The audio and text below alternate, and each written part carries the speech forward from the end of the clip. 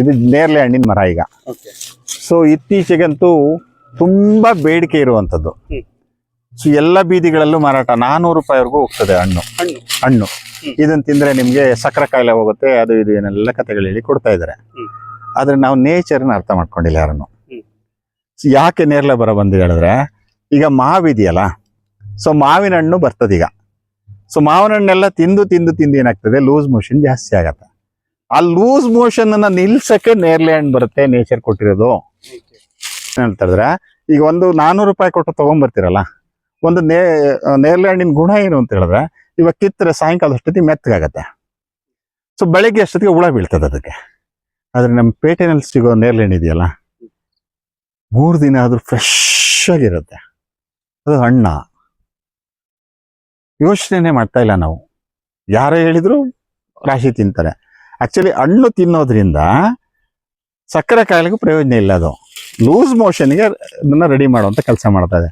ಆದ್ರೆ ಇದ್ರ ಬೀಜ ಇದೆಯಲ್ಲ, ಬೀಜದ ಪೌಡ್ರು ಸ್ವಲ್ಪ ನಮ್ಗೆ ಸಕ್ಕರೆ ಪ್ರಮಾಣನ ದೇಹದಲ್ಲಿ ಕಡಿಮೆ ಮಾಡೋದಕ್ಕೆ ಸಪೋರ್ಟ್ ಮಾಡುತ್ತೆ. ಹಣ್ಣಲ್ಲ. ಇದರ ಚಿಗುರುಗಳಿದೆಯಲ್ಲ, ಇದು ನಮ್ಮ ಆಹಾರದಲ್ಲಿ ಹೆಚ್ಚೆಚ್ಚು ಬಳಸ್ತಾ ಇದ್ದೇವೆ ನಾವೀಗ. ಈ ಸಕ್ಕರೆ ಕಾಯಿಲೆಯವರು ಅಂತ ಹೇಳ್ತಾರಲ್ಲ, ಸೊ ಅವ್ರಿಗೆ ಒಂದು ಅಮೂಲ್ಯವಾದ ಆಹಾರ ಆಗ್ತದೆ ಇದು. ಸೊ ಈ ಚಿಗುರನ್ನ ಚಿವುಟಿ ನೀವು ಉರ್ದು ಚಟ್ನಿ ಮಾಡ್ಕೊಳ್ತೀರಾ, ಚಟ್ನಿಗೆ ಹಾಕೊಳ್ಳಿ. ಬೆರಕೆ ಸೊಪ್ಪು ಮಾಡ್ತೀರಾ ಸಾಂಬಾರು, ಬೆರಕೆ ಸೊಪ್ಪೊಳಗೆ ಒಂದು ಇಡಿ ಹಾಕೊಳ್ಳಿ. ಇಲ್ಲ ತಂಬಳಿ ಮಾಡ್ತೀರಾ, ಸಪ್ರೇಟಾಗಿ ಮಾಡಿ. ಸೊ ಇದನ್ನ ಮಾಡೋದ್ರಿಂದ ಏನಾಗ್ತದೆ ಅಂದ್ರೆ ಸಕ್ಕರೆ ಪ್ರಮಾಣ ಜಾಸ್ತಿ ಆಗಿದೆ ಅಂತ ಹೇಳ್ತಾರಲ್ಲ, ಸೊ ಅದನ್ನ ಕಡಿಮೆ ಮಾಡುವಂತ ಗುಣ ಇರುವಂತ ಒಂದು ಅಮೂಲ್ಯವಾದ ಸೊಪ್ಪಿನ ಆಹಾರ ಇದು. ಆಹಾರವೇ ಔಷಧಿ ಆಗ್ಬೇಕು ಅನ್ನೋದು ಉದ್ದೇಶ ಇರೋಂಥದ್ದು, ಯಾವುದೋ ಔಷಧಿ ಅಲ್ಲ. ನಾವು ತಿನ್ನುವ ಆಹಾರವೇ ಔಷಧಿ ಆಗ್ಬೇಕು ಅನ್ನೋದು ನಮ್ಮ ಯೋಚನೆ ಇರೋಂಥದ್ದು. ಸರ್ ನಮಸ್ತೆ. ನಮಸ್ಕಾರ. ತಮ್ಮ ಪರಿಚಯ ಸರ್? ಸರ್ ನನ್ನ ಹೆಸರು ಮುರಳೀಧರ ಗುಂಗೂರ್ಮಳೆ ಅಂತೇಳಿ, ಅಂದ್ರೆ ನನ್ನ ಊರ ಹೆಸರದು ತಿಪ್ಟೂರು ತಾಲೂಕು ಬರ್ತದೆ. ವಿಶೇಷವಾಗಿ ಒಂದಷ್ಟು ಆರಂಭ ಮಾಡ್ತಾ ಬೇರೆ ಬೇರೆ ಕ್ಷೇತ್ರದಲ್ಲಿ ಕೆಲಸ ಮಾಡ್ತಾ ಇದ್ದೀನಿ. ಸೊ ಪರಿಸರ, ಶಿಕ್ಷಣ, ಆರೋಗ್ಯ, ಕೃಷಿ, ಹಿಂಗೆ ಸಮಗ್ರವಾಗಿ ಏನೆಲ್ಲ ಸಾಧ್ಯತೆಗಳಿದೆ ಒಂದು ಹುಡುಕಾಟದಲ್ಲಿ ಇದ್ದೇನೆ. ಅದ್ರ ಜೊತೆಗೆ ಇತ್ತೀಚೆಗೆ ಮೇಜರ್ ಆಗಿ ಒಂದಷ್ಟು ಆರೋಗ್ಯದ್ದು ತುಂಬಾ ಎಲ್ರದ್ದು ಕೆಡ್ತಾ ಇದೆ. ಹಂಗಾಗಿ ಒಂದಷ್ಟು ನಮ್ಮ ಆಹಾರದ ಮೇಲೆ ಒಂದಷ್ಟು ಕೆಲಸ ಮಾಡ್ತಾ ಇದ್ದೇನೆ. ಒಳ್ಳೇದಾಗ್ಲಿ ಸರ್. Thank you sir. ನಮಸ್ತೆ. ನಮಸ್ಕಾರ. ಮತ್ತೆ ಯಾವುದೋ ಒಂದು ಸೊಪ್ಪತ್ರ ಬಂದಿದ್ದೀವಿ ನೋಡಿ ಸರ್, ಇದು ಬಿಟ್ಟಿರೋದು ನೋಡಿ, ಹೂವು ಎಷ್ಟು ಬಿಟ್ಟಿದೆ ಅಂತೇಳಿ, ರಾಶಿ ಹೂವು ಬಿಟ್ಟಿದೆ. ಯಾವ್ದು ಸರ್ ಇದು? ಇದು ಜಂಬು ನೇರಳೆ ಅಂತ ಹೇಳಿದ್ನಲ್ಲ, ಇದು ನೇರಳೆ ಹಣ್ಣಿನ ಮರ ಈಗ. ಸೊ ಇತ್ತೀಚೆಗಂತೂ ತುಂಬಾ ಬೇಡಿಕೆ ಇರುವಂತದ್ದು. ಸೊ ಎಲ್ಲ ಬೀದಿಗಳಲ್ಲೂ ಮಾರಾಟ 400 ರೂಪಾಯಿವರೆಗೂ ಹೋಗ್ತದೆ ಹಣ್ಣು. ಇದನ್ನ ತಿಂದ್ರೆ ನಿಮ್ಗೆ ಸಕ್ಕರೆ ಕಾಯಿಲೆ ಹೋಗುತ್ತೆ, ಅದು ಇದು ಏನೆಲ್ಲ ಕಥೆಗಳು ಹೇಳಿ ಕೊಡ್ತಾ ಇದಾರೆ. ಆದ್ರೆ ನಾವು ನೇಚರ್ನ ಅರ್ಥ ಮಾಡ್ಕೊಂಡಿಲ್ಲ ಯಾರನ್ನು. ಯಾಕೆ ನೇರಳೆ ಬರ ಬಂದಿದೆ ಹೇಳಿದ್ರೆ, ಈಗ ಮಾವಿದೆಯಲ್ಲ, ಸೊ ಮಾವಿನ ಹಣ್ಣು ಬರ್ತದೆ ಈಗ. ಸೊ ಮಾವಿನ ಹಣ್ಣೆಲ್ಲ ತಿಂದು ಏನಾಗ್ತದೆ, ಲೂಸ್ ಮೋಷನ್ ಜಾಸ್ತಿ ಆಗತ್ತೆ. ಆ ಲೂಸ್ ಮೋಷನ್ ಅನ್ನ ನಿಲ್ಸಕ್ಕೆ ನೇರಳೆ ಹಣ್ಣು ಬರುತ್ತೆ, ನೇಚರ್ ಕೊಟ್ಟಿರೋದು. ಇದು ನಾವು ಅರ್ಥ ಮಾಡ್ಕೊಂಡೇ ಇಲ್ಲ ಇನ್ನೂ. ಆ ಸೀಸನ್ಗೆ ಏನ್ ಫುಡ್ ಬೇಕಿದೆಯಲ್ಲ, ಆ ಸೀಸನ್ಗೆ ಬೇಕಾದ ಫುಡ್ ನ ನಮ್ ನೇಚರ್ ಕೊಟ್ಟಿದೆ. ಸೊ ಇದನ್ನ ನೇರಳೆ ರಸನ ಇವತ್ತು ಕೂಡ ಬೇದಿ ಆದವ್ರಿಗೆ, ಹೆಚ್ಚು ಬೇದಿ ಆಗ್ತಿದ್ದವರಿಗೆ ರಸನ ಸಿರಪ್ಗಳನ್ನ ಕೊಡ್ತಾರೆ, ಬೇದಿನ ಕಂಟ್ರೋಲ್ ಮಾಡ್ತದೆ ಅಂತೇಳಿ. ಸೊ ನಾನು ಹೇಳೋಂಥದ್ದು ಏನ್ ಹೇಳ್ತಾ ಇದ್ರೆ, ಈಗ ಒಂದು 400 ರೂಪಾಯಿ ಕೊಟ್ಟು ತಗೊಂಡ್ಬರ್ತೀರಲ್ಲ, ಒಂದು ನೇರಳೆ ಹಣ್ಣಿನ ಗುಣ ಏನು ಅಂತ ಹೇಳಿದ್ರೆ, ಇವಾಗ ಕಿತ್ತರೆ ಸಾಯಂಕಾಲ ಅಷ್ಟೊತ್ತಿಗೆ ಮೆತ್ತಗಾಗತ್ತೆ. ಸೊ ಬೆಳಗ್ಗೆ ಅಷ್ಟೊತ್ತಿಗೆ ಹುಳ ಬೀಳ್ತದೆ ಅದಕ್ಕೆ. ಆದ್ರೆ ನಮ್ಮ ಪೇಟೆನಲ್ಲಿ ಸಿಗೋ ನೇರಳೆ ಹಣ್ಣು ಇದೆಯಲ್ಲ, 3 ದಿನ ಆದ್ರೂ ಫ್ರೆಶ್ ಆಗಿರುತ್ತೆ. ಅದು ಹಣ್ಣ. ಯೋಚನೆ ಮಾಡ್ತಾ ಇಲ್ಲ ನಾವು. ಯಾರೋ ಹೇಳಿದ್ರು ರಾಶಿ ತಿಂತಾರೆ. ಆಕ್ಚುಲಿ ಹಣ್ಣು ತಿನ್ನೋದ್ರಿಂದ ಸಕ್ಕರೆ ಕಾಯಿಲೆಗೂ ಪ್ರಯೋಜನ ಇಲ್ಲ. ಅದು ಲೂಸ್ ಮೋಷನ್ಗೆ ಅದನ್ನ ರೆಡಿ ಮಾಡುವಂತ ಕೆಲಸ ಮಾಡ್ತಾ ಇದೆ. ಆದ್ರೆ ಇದರ ಬೀಜ ಇದೆಯಲ್ಲ, ಬೀಜದ ಪೌಡ್ರು ಸ್ವಲ್ಪ ನಮ್ಗೆ ಸಕ್ಕರೆ ಪ್ರಮಾಣನ ದೇಹದಲ್ಲಿ ಕಡಿಮೆ ಮಾಡೋದಕ್ಕೆ ಸಪೋರ್ಟ್ ಮಾಡುತ್ತೆ. ಹಣ್ಣಲ್ಲ. ಅದ್ರ ಜೊತೆಗೆ ನಾನು ಈಗ ಏನ್ ಮಾಡ್ತಾ ಇದ್ದೀನಿ ಅಂತ ಹೇಳಿದ್ರೆ, ಇದರ ಚಿಗುರುಗಳಿದೆಯಲ್ಲ, ಇದು ನಮ್ಮ ಆಹಾರದಲ್ಲಿ ಹೆಚ್ಚೆಚ್ಚು ಬಳಸ್ತಾ ಇದ್ದೇವೆ ನಾವೀಗ. ಈ ಸಕ್ಕರೆ ಕಾಯಿಲೆಯವರು ಅಂತ ಹೇಳ್ತಾರಲ್ಲ, ಸೊ ಅವ್ರಿಗೆ ಒಂದು ಅಮೂಲ್ಯವಾದ ಆಹಾರ ಆಗ್ತದೆ ಇದು. ಸೊ ಈ ಚಿಗುರನ್ನ ಚಿವುಟಿ ನೀವು ಉರ್ದು ಚಟ್ನಿ ಮಾಡ್ಕೊಳ್ತೀರಾ, ಚಟ್ನಿಗೆ ಹಾಕೊಳ್ಳಿ. ಬೆರಕೆ ಸೊಪ್ಪು ಮಾಡ್ತೀರಾ ಸಾಂಬಾರು, ಬೆರಕೆ ಸೊಪ್ಪೊಳಗೆ ಒಂದು ಇಡಿ ಹಾಕೊಳ್ಳಿ. ಇಲ್ಲ ತಂಬಳಿ ಮಾಡ್ತೀರಾ, ಸಪ್ರೇಟಾಗಿ ಮಾಡಿ. ಸೊ ಇದನ್ನ ಮಾಡೋದ್ರಿಂದ ಏನಾಗ್ತದೆ ಅಂದ್ರೆ ಸಕ್ಕರೆ ಪ್ರಮಾಣ ಜಾಸ್ತಿ ಆಗಿದೆ ಅಂತ ಹೇಳ್ತಾರಲ್ಲ, ಸೊ ಅದನ್ನ ಕಡಿಮೆ ಮಾಡುವಂತ ಗುಣ ಇರುವಂತ ಒಂದು ಅಮೂಲ್ಯವಾದ ಸೊಪ್ಪಿನ ಆಹಾರ ಇದು. ಆಹಾರವೇ ಔಷಧಿ ಆಗ್ಬೇಕು ಅನ್ನೋದು ಉದ್ದೇಶ ಇರೋಂಥದ್ದು, ಯಾವುದೋ ಔಷಧಿ ಅಲ್ಲ. ನಾವು ತಿನ್ನುವ ಆಹಾರವೇ ಔಷಧಿ ಆಗ್ಬೇಕು ಅನ್ನೋದು ನಮ್ಮ ಯೋಚನೆ ಇರೋಂಥದ್ದು.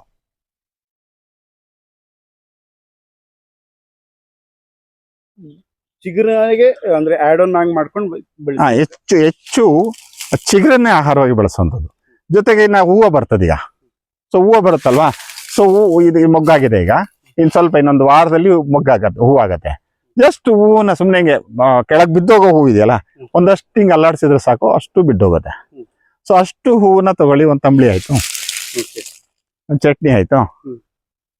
ಅಂದ್ರೆ ಸ್ವಲ್ಪ ಒಗಿರಿನ ಅಂಶ ಜಾಸ್ತಿ ಇರೋದ್ರಿಂದ ಏನಾಗುತ್ತೆ, ಸಕ್ಕರೆ ಪ್ರಮಾಣನ ತಗ್ಗಿಸುವಂತ ಕೆಲಸ ಮಾಡ್ತದೆ ಇದು.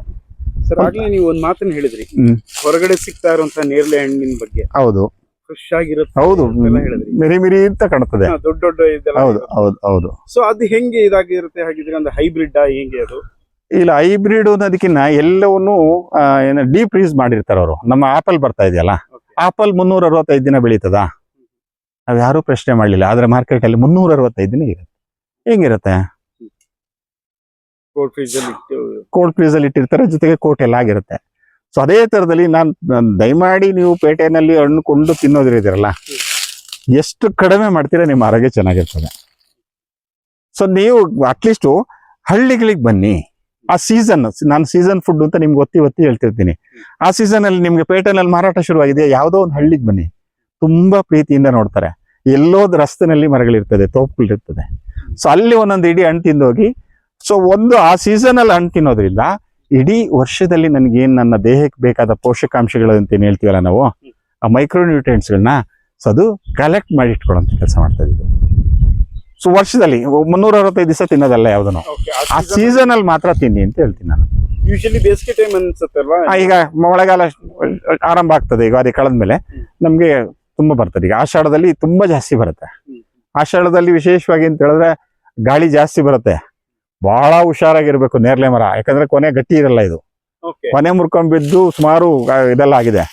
ಸೊ ಹಂಗಾಗಿ ಏನಾಗಿದೆ ಅಂತ ಹೇಳಿದ್ರೆ ಮರಕ್ಕೆ ಹತ್ತೋರೆ ಇಲ್ದಂಗೆ ಆಗಿದ್ದಾರೆ ನೇರಳೆ ಮರಕ್ಕೆ. ಸೊ ಈಗ ಅದಕ್ಕೆ ಎಲ್ಲ ಕಸಿ ಗಿಡಗಳಿಗೆ ಬಂದಿರುವಂತದ್ದು.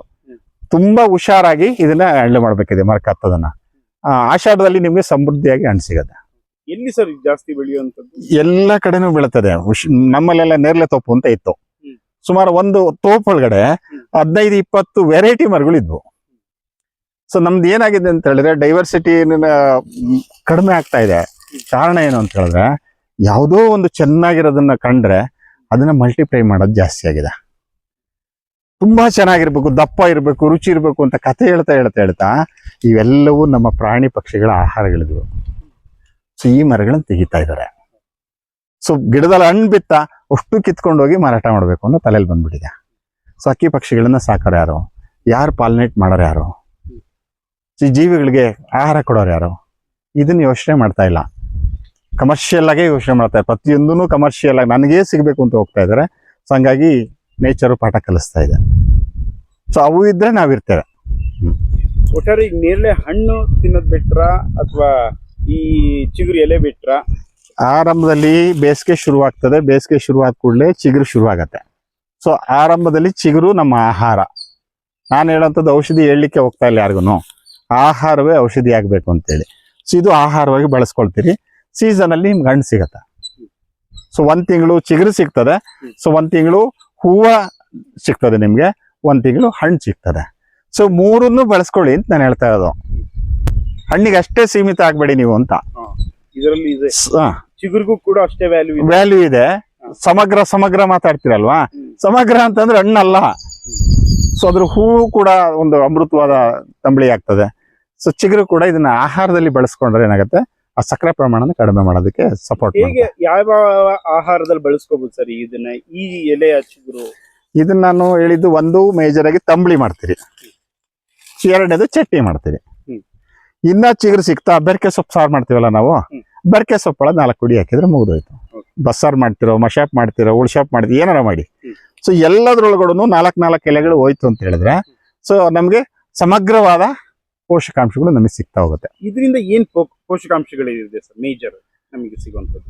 ಇದ್ರ ಒಗರು ಪ್ರಮಾಣ ಜಾಸ್ತಿ ಇರ್ತದೆ. ಇದು ಬೀಜ ಮತ್ತೆ ಇದು ಚಿಗುರು ಇದೆಯಲ್ಲ, ಒಗರು ಜಾಸ್ತಿ ಇರ್ತದೆ. ಅಂದ್ರೆ ದೇಹದಲ್ಲಿ ನಮ್ಮ ಏನು ಸಕ್ಕರೆ ಅಂತ ಹೇಳ್ತಿಲ್ಲ, ಆ ಸಕ್ಕರೆ ಪ್ರಮಾಣ ಕಡಿಮೆ ಮಾಡುವಂತ ಕೆಲಸ ಮಾಡ್ತದೆ. ಸಕ್ಕರೆ ಪ್ರಮಾಣ ಕಡಿಮೆ ಮಾಡಕ್ಕೆ ಇದು ಸಪೋರ್ಟ್ ರಾಮಬಾಣ ಆಗ್ತದೆ, ಸಪೋರ್ಟಿವ್ ಆಗಿ ಕೆಲಸ ಮಾಡ್ತದೆ. ಆಹಾರವಾಗಿ ತಗೊಳ್ಳಿ, ನಾನು ಒತ್ತಿ ಹೇಳ್ತಿರ್ತೀನಿ. ಮತ್ತೆ ಔಷಧಿ ಅಲ್ಲ, ಆಹಾರವೇ ಔಷಧಿ ಆಗ್ಬೇಕು ಅಂತ. ಸರ್ ಇದನ್ನ ಮೆಡಿಸಿನಲ್ ಆಗಿ ಉಪಯೋಗಿಸ್ತಿದಾರ ಕೆಲವು ಕಡೆ. ಇದನ್ನ ಸಿರಪ್ ನ ಮೇಜರ್ ಆಗಿ ಬಳಸ್ತಾ ಇದಾರೆ. ಓಕೆ, ಯಾವ್ದಕ್ ಕೊಡ್ತೀರ ಅವರು? ಅದು ಬೇದಿ ಅದು ಇದು ಅಂತ ಹೇಳಿದ್ನಲ್ಲ, ಓಕೆ, ಅದಕ್ಕೆ ಸಿರಪ್ಗಳನ್ನ ಬಳಸ್ತಾ ಇದಾರೆ. ಬಟ್ ಯಾವ್ಯಾವ್ದ್ರಲ್ಲ ಬಳಸ್ತಾ ಇದಾರೆ ನಮಗೆ ಗೊತ್ತಾಗ್ತಾ ಇಲ್ಲ. ಯಾಕಂತ ಹೇಳಿದ್ರೆ ಸಣ್ಣ ಅಕ್ಷರದಲ್ಲಿ ಬರೀತಾರೆ. ನಿಮ್ಮ ಇದನ್ನ ತಗೊಂಡ್ರೆ, ಬಾಟ್ಲ್ಗಳು ತಗೊಂಡ್ರೆ ಔಷಧಿಗಳದು ಸಣ್ಣ ಸಣ್ಣದಾಗಿ ಬರ್ದಿರ್ತಾರೆ. ಯಾವ್ದು ಹಾಕಿದ್ದಾರೆ ಅಂತ ಗೊತ್ತಿಲ್ಲ. ಸೊ ಎಲ್ಲರಲ್ಲೂ ಇವೆಲ್ಲವೂ ಸೇರಿಸಿ ಒಂದು ಏನೋ ಮಾಡಿರ್ತಾರೆ. ಸೊ ಇದು ನಮ್ಗೆ ಅರ್ಥ ಆಗ್ಬೇಕು. ನಮ್ಗೆ ನಾನು ಹೇಳೋದು ಅದಕ್ಕೆ ಆ ಸೀಸನ್ ಅಲ್ಲಿ ಏನ್ ಸಿಗುತ್ತೆ ಆ ಫುಡ್ತೀನಿ. ಹಿಂಗೆ ಅಧ್ಯಯನದಲ್ಲಿ ಹಿಂಗ್ ಸಿಕ್ತು ಸರ್ ಇದು? ನನ್ಗೆ ಮೇಜರ್ ಆಗಿರೋಂತ ಅಂತ ಹೇಳಿದ್ರೆ, ಈಗ ನಾನು 30 ವರ್ಷದಿಂದ ಸುತ್ತಾಡ್ತಾ ಸೊ ಡಾಟಾನಾಗ ಎಂಟ್ರಿ ಮಾಡ್ತೇವೆ. ಫಸ್ಟ್ ಶುರು ಮಾಡ್ಕೊಂಡಿದ್ದೀನಿ. ನಾನೇನ್ ಮಾಡಿದೆ, ಸೊ ಪ್ರತಿ ತಿಂಗಳು ಹೋಗೋದು, ಆ ಮರ ಏನ್ ಮಾಡ್ತಾ ಇದೆ ಅಂತ ನೋಡೋದು. ಆಮೇಲೆ ಬೇಸಿಗೆನಲ್ಲಿ ಆ ಮರದಲ್ಲಿ ಏನೆಲ್ಲ ಸಿಗ್ತಾ ಇದೆ, ಸೊ ಚಳಿಗಾಲದಲ್ಲಿ ಏನಾಗಿದೆ, ಮಳೆಗಾಲದಲ್ಲಿ ಏನ್ ಸಿಗ್ತಾ ಇದೆ, ಇದನ್ನ ಆಹಾರದಲ್ಲಿ ನಾನು ಫಸ್ಟ್ ನನ್ನ ಪ್ರಯೋಗಗಳು ಒಂದು. ಎರಡನೇದು ನನ್ನ ಅಜ್ಜಿಯರ ಮಡಿಲು. ಸೊ ಆ ಮಡ್ಲಲ್ಲಿ ಸಿಗ್ತಾ ಹೋಯ್ತು. ಇದು ನನ್ನ ಮೇಜರ್ ಕಾನ್ಸೆಪ್ಟ್ ಇರುವಂತದ್ದು. ಅಜ್ಜಿಯ ಮಡ್ಲಲ್ಲಿ ಇವೆಲ್ಲವೂ ಆ ಬೆರ್ಕೆ ಸೊಪ್ಪು ಒಳಗಡೆ ಇತ್ತು. ಸೊ ಹಂಗಾಗಿ ಅವ್ರು ಯಾಕೆ ತಿಂತಾ ಇದ್ರು, ಯಾಕೆ ಇದು ಸೀಸನ್ ಅಲ್ಲೇ ಯಾಕೆ ತಿಂತಾ ಇದ್ರು ಅಂತ ನೋಡಿದಾಗ ನನ್ಗೇನಾಯ್ತು, ಸೊ ಆ ಟೈಮಲ್ಲಿ ಬರುವಂತ ಒಂದಷ್ಟು ಏನು ರೋಗಗಳ ಕಾಯಿಲೆಗಳು ಅಂತ ಹೇಳ್ತೀವಲ್ಲ, ಆ ಕಾಯಿಲೆಗಳು ಇವೆಲ್ಲ ಔಷಧಿಯಾಗಿ ಬಳಸ್ತಾ ಇದ್ದಾರೆ. ಲೂಸ್ ಮೋಷನ್, ಶುಗರ್ ಕಡಿಮೆಗೆ, ಸಕ್ಕರೆ ಕಾಯಿಲೆನ ಕಡಿಮೆ ಮಾಡ್ತದೆ ಅಂತ ಹೇಳ್ತಾರೆ. ಆಮೇಲೆ ಲೂಸ್ ಮೋಷನ್ ಕೂಡ, ಲೂಸ್ ಮೋಷನ್ಗೆ ಹಣ್ಣನ್ನ ಬಳಸ್ತಾರೆ. ಸರ್ ಈ ತರದ್ ಯಾಕೆ ಮುನ್ನೆಲೆಗೆ ಬರ್ಲಿಲ್ಲ, ಪ್ರಚಾರಕ್ಕೆ ಇದಾಗ್ಲಿಲ್ಲ? ನಮ್ಮ ಹಿತ್ತಲಲ್ಲಿ, ನಮ್ಮ ತೋಟದಲ್ಲಿ ಇದ್ದಂತ ಈ ತರದ ಮರಗಳು ಯಾಕೆ ನಮಗೆ ಗೊತ್ತಾಗ್ಲಿಲ್ವಾ? ಇದನ್ನ ಇಲ್ಲ, ಗೊತ್ತಾಗ್ಲಿಲ್ಲ ಅನ್ನೋದಕ್ಕಿಂತ ಪಠ್ಯಗಳಲ್ಲೂ ಬರ್ಲಿಲ್ಲ ಇದು. ಅಲ್ಲ, ಯಾಕೆ ಬರ್ಲಿಲ್ಲ ಅಂತ ಹೇಳಿದ್ರೆ, ಎಷ್ಟು ನಮ್ಮ ಆರೋಗ್ಯ ಕೆಡ್ತದೆ ಅಷ್ಟು ಹೆಲ್ತ್ ಇಂಡಸ್ಟ್ರಿ ಬೆಳೀತದೆ ಅನ್ನೋದು ಸತ್ಯ. ಇದು ಹೆಲ್ತ್ ಇಂಡಸ್ಟ್ರಿ ಬೆಳಿಬೇಕು ಅಂತ ಹೇಳಿದ್ರೆ ನಾವು ಆರೋಗ್ಯವಾಗಿದ್ರೆ ಸಾಧ್ಯನೇ ಇಲ್ಲ ಯಾವುದೇ ಕಾರಣಕ್ಕೂ. ಸೊ ಅದು 24/7 ಅಲ್ಲಿ ಇರ್ಬೇಕು ಜನಗಳು. ಹಂಗಾಗಿ ಇವೆಲ್ಲ ತಿನ್ಕೊಂಡು ಕೂತ್ಕೊಂಡ್ರೆ ಅವನು 2 ಲಕ್ಷ ಅಲ್ಲ 2 ಕೋಟಿ 3 ಕೋಟಿ ಮಾಡ್ಕೊಂಡು ಬಂದಿರ್ತಾರೆ MBBS ಮಾಡ್ಕೊಂಡು. ಸೊ ಅವ್ನು ಸುಮ್ಮನೆ ಕೆಲಸ ಇಲ್ದಂಗೆ ಆಗತ್ತಲ್ಲ. ಸೊ ಇದು ಬೇರೆ ಮಾಫಿಯಾನೇ. ಅದು ಮಾತುಗಳು ಎಲ್ಲೆಲ್ಲೋ ಹೋಗ್ತದೆ. ಸೊ ನಾನು ಹಂಗಾಗಿ ಯಾರನ್ನೂ ಟೀಕೆ ಮಾಡೋದು ಬೇಡ ನಾನಿಲ್ಲೀಗ. ಸೊ ನಾನು 15 ವರ್ಷದಿಂದ ಅಧ್ಯಯನ ಮಾಡ್ತಾ ಇರೋಂಥದ್ದು, ಈ ಸೀಸನ್ ಅಲ್ಲಿ ಈ ಸೊಪ್ಪು ಸಿಗ್ತದೆ, ನಮ್ಮ ಮೌದಿರೆಲ್ಲ ಇದನ್ನ ತಿಂತಾ ಇದ್ರು, ಅವ್ರು ಸಾಯೋವರೆಗೂ ಆರೋಗ್ಯವಾಗಿದ್ರಪ್ಪ. ಇಷ್ಟೇನೆ, ಬೇರೆ ಏನಲ್ಲ. ಅಂದ್ರೆ ಆಹಾರವೇ ಔಷಧಿ ಆಗ್ಬೇಕು ಅನ್ನೋದು ಉದ್ದೇಶ ನನ್ನ. ಒಟ್ಟಾರೆ ನಮ್ಮ ಸಾರ್ವಜನಿಕರಿಗೆ ಹೇಳೋದಾದ್ರೆ ಇದರ ಬಳಕೆ ಬಗ್ಗೆ ಏನ್ ಹೇಳ್ತೀರಾ? ಅಲ್ಲ, ನೀವು ಎಂತದ್ದು ಫೀಲ್ಡಿಗೆ ಬನ್ನಿ ಗೊತ್ತಾಗ್ತದೆ ಅಂತ ಹೇಳ್ತೀನಿ ಅಷ್ಟೇ. ಸೊ ಮನೇಲಿ ಕೂತ್ಕೊಂಡು ಟಿವಿನಲ್ಲಿ ನೋಡ್ಕೊಂಡು ಅಥವಾ ಯೂಟ್ಯೂಬ್ ಅಲ್ಲಿ ನೋಡ್ಕೊಂಡು ನೀವೇನು ಸರ್ಕಸ್ ಮಾಡಿದ್ರೆ ನಿಮ್ಗೆ ಅನ್ನ ಆಗಲ್ಲ. ಈಗ ಬಂದ್ಬಿಟ್ಟಿದೆ ಎಲ್ಲ ಮುಳುಗೋಗುತ್ತೆ ಅಂತ ಕತೆ ಹೇಳ್ತಾರೆ. ಊಟಕ್ಕೆ ಯಾವುದು ಬರಲ್ಲ. ಊಟಕ್ಕೆ ಬರೋದು ಯಾವಾಗ? ನಮ್ಗೆ ಏನಾಗಿದೆ ಅಂತಂದ್ರೆ, ಆರೋಗ್ಯ ಕೆಡೋವರೆಗೂ ನಾವು ಆರೋಗ್ಯದ ಬಗ್ಗೆ ಯೋಚನೆ ಮಾಡ್ತಾ ಇಲ್ಲ, ಕೆಟ್ಟಾದ್ಮೇಲೆ ಯೋಚನೆ ಮಾಡ್ತೀವಿ. Prevention is better then cure ಅಂತ ಹೇಳಿ ಪಾಠ ಮಾಡಿ ಮಾಡಿ ಮಾಡಿ ಮಾಡಿ ಹೇಳ್ತಾ ಇದ್ವಿ. ಪ್ರಿವೆಂಟ್ ಅನ್ನ ಏನು ಮಾಡ್ಕೊಳ್ತಾ ಇಲ್ಲ. ಸೊ ಈ ಎಲ್ಲ ಏನು ಆಹಾರ ವೈವಿಧ್ಯತೆ ಇದೆಯಲ್ಲೋ, ಆಯಾ ಸೀಸನ್ನಿಗೆ ಬರುವಂತ ರೋಗಗಳಿಗೆ ಪ್ರಿವೆಂಟ್ ಮಾಡ್ತಾ ಇತ್ತು. ಸೊ ಇದನ್ನ ನಮ್ಮ ಆಹಾರದಲ್ಲಿ ಬಳಸ್ಕೊಂಡ್ರೆ ನಮ್ಮ ಆರೋಗ್ಯ ನಮ್ಮ ಕೈಲಿರ್ತದೆ ಅಂತ ಮಾಡಿ ಅಂತ ನೀವು ಹೇಳ್ತಾ ಇರೋಂಥದ್ದು. Thank you sir. Thank you.